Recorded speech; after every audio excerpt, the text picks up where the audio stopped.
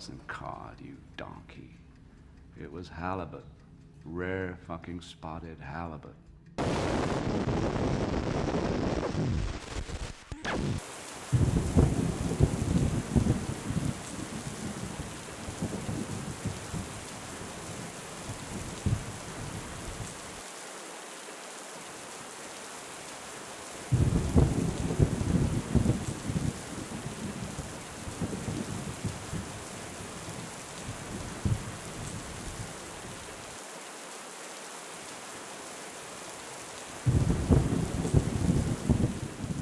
Well, welcome back to the next ghoulish night of Ghoulish Gallery.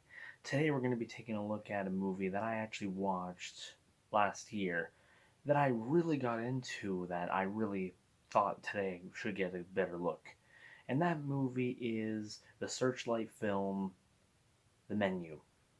Now, The Menu, I was expecting either a very simple or a bad movie, but I was genuinely surprised when pulling back the layers to get something way more in depth than what it was.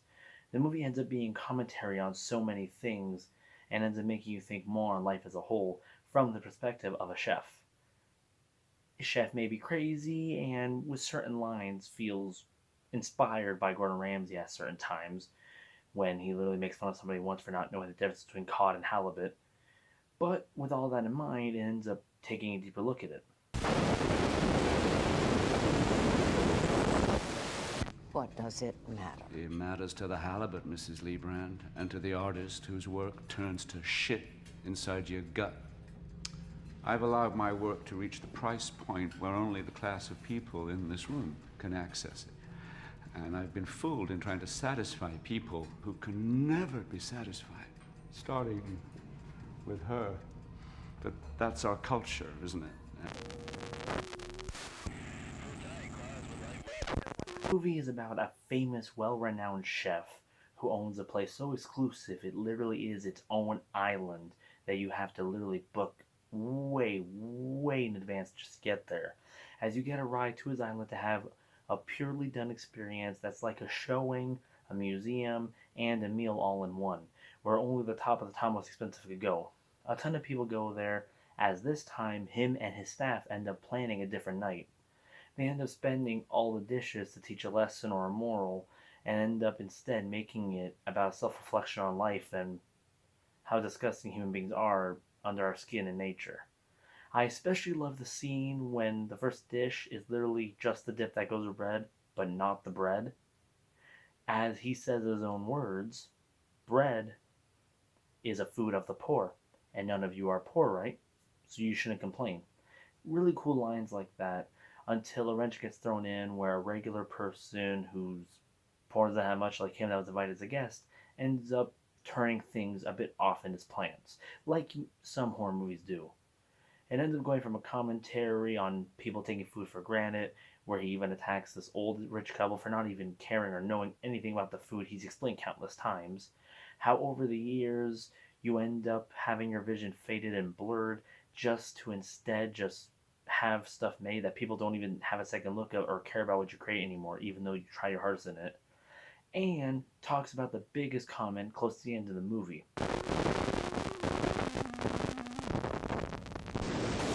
It is and has always been the food of the common man. But you, my dear guests, are not the common man, and so tonight, you get no bread.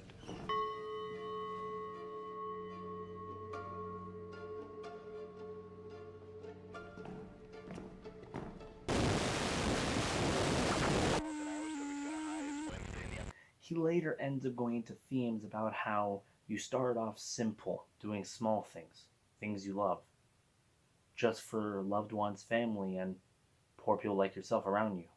But then as you start to climb the ladder and as you start to become well known, you start to cut off and only have your services for expensive people. It starts to blur away from creativity and starts to blur in with just money and wealth. You end up losing why you started this to begin with, just for money and popularity. And how, as that goes on, you start to lose focus on what you originally were when you first started and start to slowly lose that drive and creativity that made you happy to begin with. and you start to get filled with bad things instead. There's a scene that covered that the most, which I love, is when he outright says to them, "You end up cutting off all the poor just to serve the rich." I am a victim of that. Sadly, I am. We all are with time. As even he admits that, just like other people, he ends up taking away what started off as a small thing from those who supported him and starts making an exclusive thing for only the rich to enjoy, leaving the rest to the dust.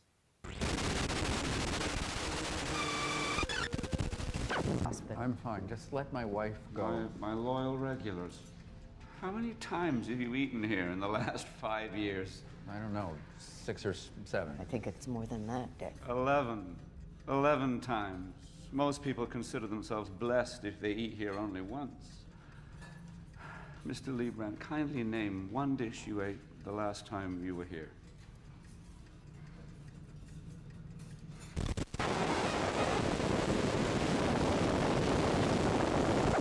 And then we come to the interesting but beautiful ending.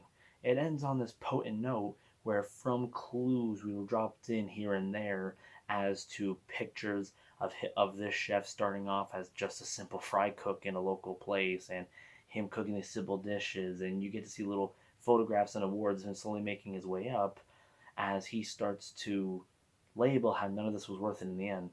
Him, and even a chef that turns himself into a dish, if you've seen the movie, you know what I mean, ends up claiming them. One of my favorite lines: "Did you want this? Did you want this strive, this struggle?" All him and all the workers start to absorb all the bad things around them and decide to finally end it all. One big last show, getting revenge on everybody who's wronged them. One big last spectacle at how horrible life is and how in the end you fight so hard for a position that's not even worth it in the end. And before the show happens, the simple girl who wasn't part of this plan ends up getting a brilliant idea. She just asks him for a casual, nice fast food burger. That is it. Something he used to cook when he was younger. Something he used to cook at that old fry cook shack that he used to work at when he was first starting off as a chef. And they have this beautiful shot where as he's cooking the cheeseburger, he starts to reminisce and remember how it all started and remember the old days, doing that rise, having that fight, and he actually starts to smile and enjoy it.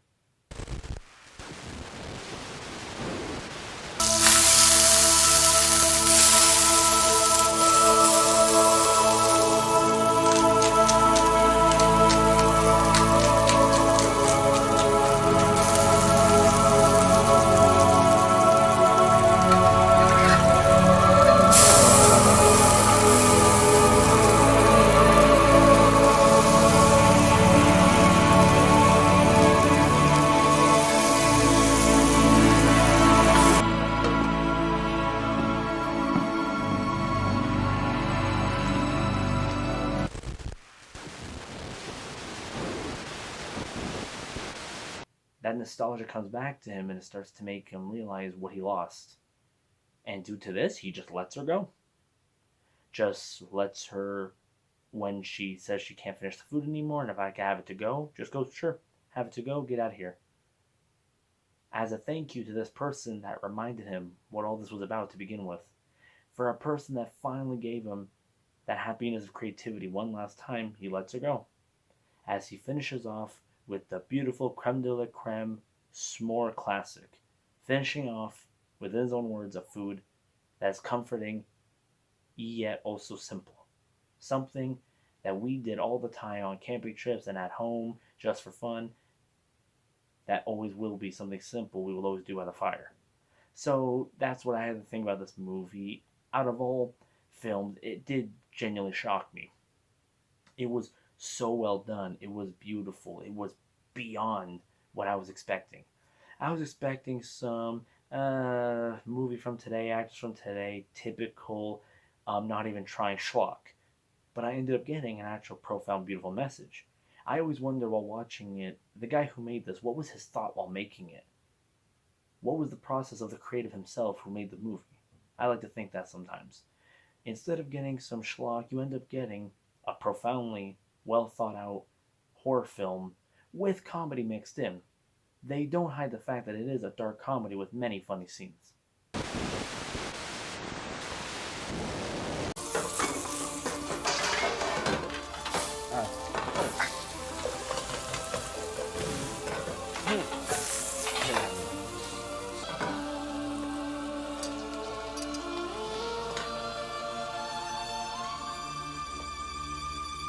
Okay, I think it's done, Chef. You think it's done? You sure?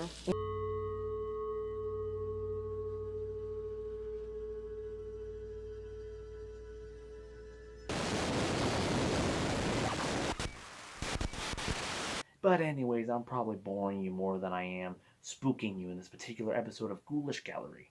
I just really wanted to cover this, and as a horror film, it was ripe for the Spooktober. Well, Halloween is soon dawning, and I will see you guys in the next Ghoulish Gallery real soon. We both will.